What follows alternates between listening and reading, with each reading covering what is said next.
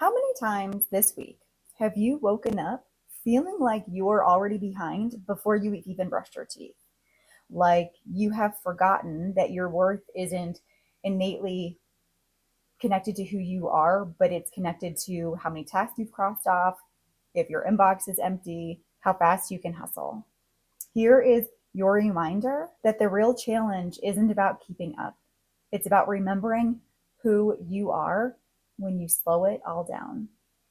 Welcome back to the channel, my darlings. For those of you who are new here, my name is Ash, and this is the space where you and I get to journey this beautiful thing called life together. So pull up a cozy seat, get something warm to drink, because today we're getting into the soul deep identity of being a human being and not a human doing. When we talk about doing, we are talking about those action things, your tasks, your achievements, deadlines, checklists, schedules that are probably insane, and how efficient you are. These are all the things that the world sees. And let's be honest, society loves a good resume. And we are, from a very early age, trained to see our worth in what we do. Starting at, can we follow the rules? Do we share? Are we getting good grades? And then as we get older, it just becomes more and more about our output, what everyone else around can see us. And eventually our worth gets tied into how many promotions we've had, our income, the professional or personal status. But the truth is, doing without the concept of being is like building a house without any type of foundation. Sure, it looks really, really impressive from the outside, but it's only a matter of time before it all completely buckles. Without grounding your actions in purpose, in meaning, everything becomes way more fragile. Just like a house that's built on bare ground, it'll stay intact for a while, but eventually it's all going to shake apart. It's not going to be able to withstand. And that's often what leads us to burnout. When we have built a life on performance without there being any meaning, any purpose tied to it. However, when you're being, which are your values, your spirit, your identity, when that is the base, the why behind you do the things you do, your base isn't just sustainable, it's also meaningful. It's the difference between performing in life and actually being in it. And this isn't saying that action is bad, that we shouldn't be go-getters, that we need to relinquish our ambition. It's not what I'm saying, because action is beautiful, but action is supposed to be a reflection of who you are. So many times in life, we are encouraged, both from the outside and the inside, to just keep going without checking to see where we stand or seeing how we feel about doing what it is that we're doing. And I noticed this a few years ago when I was ordained in the PCUSA church. It took me 8 years, eight years to get ordained. It was a very long process. And it was the most beautiful ordination service. And I remember at the celebration afterwards, people kept asking me, what's next? Like they genuinely wanted to know where I was going, like what I was going to be moving and trying to work towards next. And I was completely floored. It was almost like I wasn't allowed to savor everything that I had worked so hard to achieve. And instead, because I had already crossed this thing off my list, now I should be moving on to the next. And I'm so glad I recognized that in the moment, because it gave me the opportunity to kind of push back a little, of course, in kindness, because these were all people that I loved very much. But it gave me the chance to respond with exactly that, with saying, I've worked 8 years for this. Nothing is next. I'm just going to enjoy where this is leading. And so this idea of being poses a really important question of, what does it mean to be? And at its absolute core, being is your internal energy, your mindset, your emotional presence, your spirit, who you are beneath all of the roles and responsibilities, all of the titles that you hold. Like, who are you? And this person usually shows up in the quiet spaces. You can think of it kind of this way. If you want to differentiate between being, like your being personality and your doing personality. So think of two people.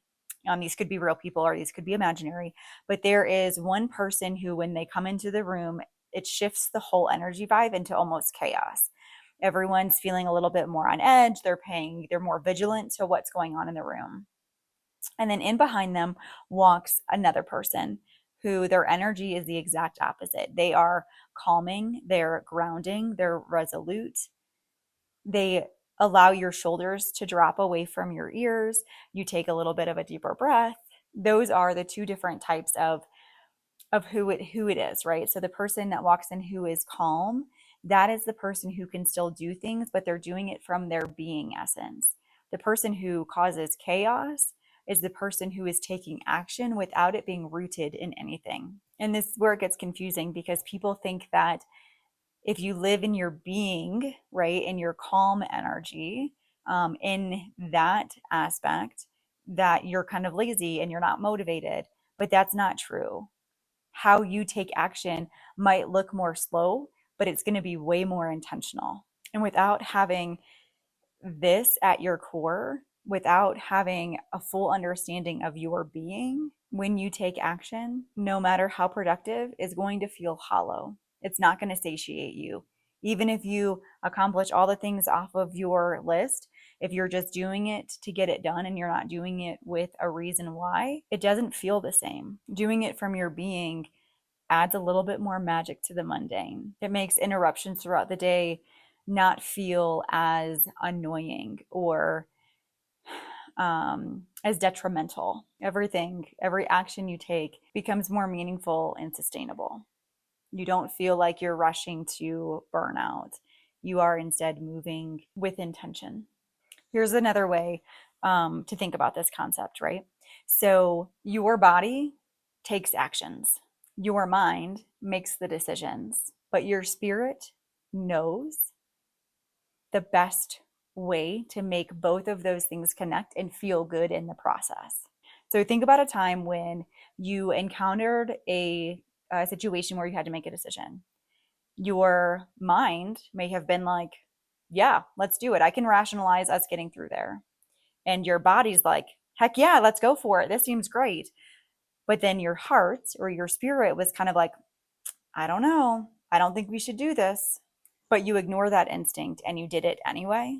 That misalignment is where you will run into to burnout if you continue to make decisions in that way.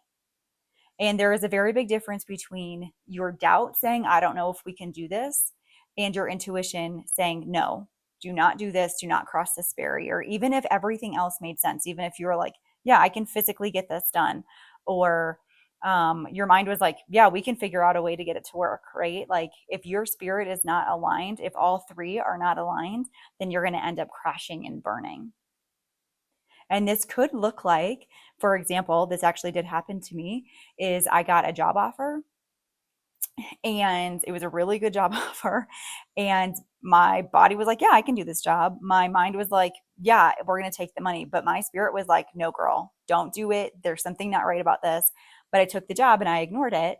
Turns out it was a horrible working environment, was not a healthy place to be. I was miserable almost from the beginning. And then I had to backtrack and start all over again because I just didn't listen to my instincts. And I'm sure you can account for a time when this has happened to you too. And you're like, I should have listened. I should have just listened to the divine, to my spirit, to, whatever it is that you call it.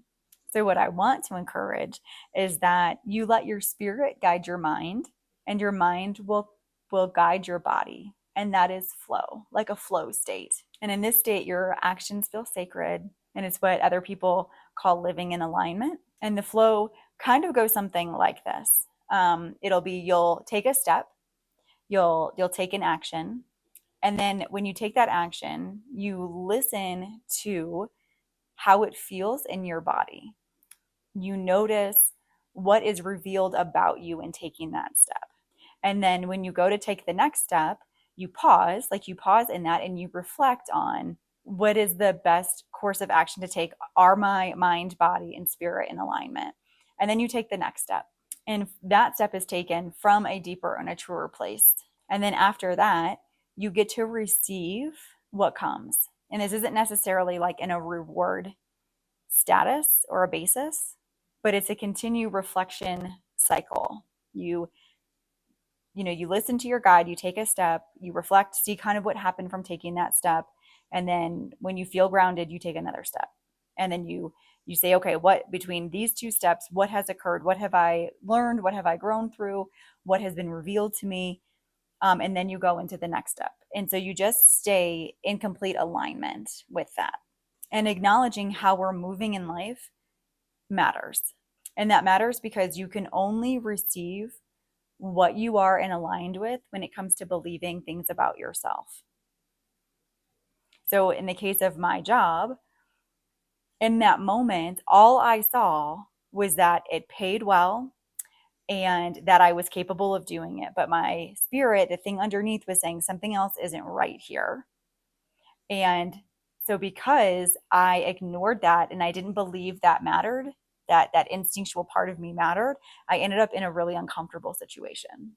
And this is what it is if we're continually taking actions without being rooted, without being connected and grounded in the being aspect, which has a lot to do with doing things to prove our value or to prove our worth. And when we do that, we bypass our spirit completely. And our spirit really is the most important thing because our spirit is, we could call it God, our higher selves, whatever it is, but that is always going to know way more than we do. And so here are 5 practices that you can try to see if it's, well, 5 practices that you can try that will help you live more in the being and less in the pointless doing. And the first practice is to insert quiet presence in your daily life. This does not mean you're doing a 12-step morning program, which is crazy to me. It looks more like taking a deep breath before even opening your inbox in the morning. It's saying a quick prayer for someone who randomly pops into your head during the day. It's choosing to leave your phone in your pocket or your purse while you're waiting in line and just looking at the world around you instead of looking down. The second practice is before you jump into your to-do list, take a pause, take a breath, and ask the question, what does my spirit want to express today? Not asking the question, what's most urgent? It's asking the question, what feels most aligned? Practice 3 is when you create anything at all, do it from a place of knowing your identity and not a place of insecurity. And this means checking your motives. Are you posting that thing on social media because you think it has value, or are you posting it because you just hope someone is going to see it?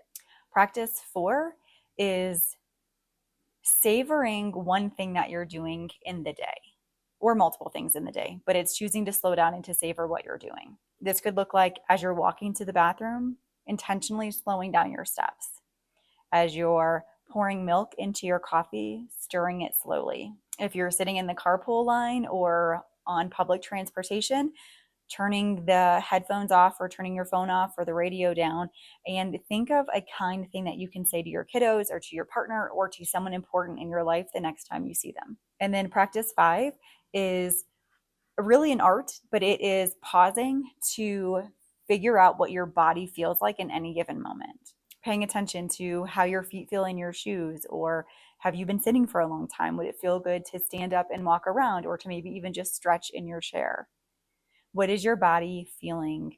What are the sensations that your skin is feeling in any given moment? And so here is one thing that I want to leave with you this week.